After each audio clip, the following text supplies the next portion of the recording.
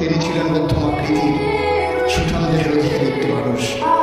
তার চুলগুলো ছিল ঘাড় পর্যন্ত প্রলম্বিত, হালকা হালকা কোকড়ানো। তিনি যখন চুলের ভিতরে তৈল দিয়ে আছড়াতেন, মনে হতো হৃদবন্ধ ঢেউ দেখা যায়। তার কপাল ছিল চওড়া, ভ্রুগুলো ছিল জোড়া ভ্রু, ধনুকের মতো বাঁকা।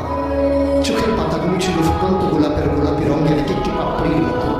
তিনি কখনো বা যখন চোখের পলক ফেলতেন, মনে হতো মৃদুবন্ধ বাতাসে গোলাপ পাপড়ি যেন দূর খাচ্ছে। তার চোখের সাদা অংশ ছিল রক্তিমাভ সাদা, কালো অংশ ছিল কৃষ্ণকালো। তার নাকটা ছিল খাড়া, নাকের ছিদ্রগুলো ছিল ছোট ছোট। নাকের নিচে ছিল সরু চিকন গোফ, গোপের নিচেই সেই গোলাপি রঙের ঠোঁট। তার ঠোঁটগুলো যখন কখনো বা মুচকে হাসত, গোটা পৃথিবীর মানুষ অবাক বিস্ময়ে দেখত গোটা পৃথিবীতে যেন বিজলি চমকিয়েছে। তিনি কখনো বা যখন এই রাস্তা দিয়ে হেঁটে যেতেন, 1 মাস পরেও কখনো যখন সাহাবা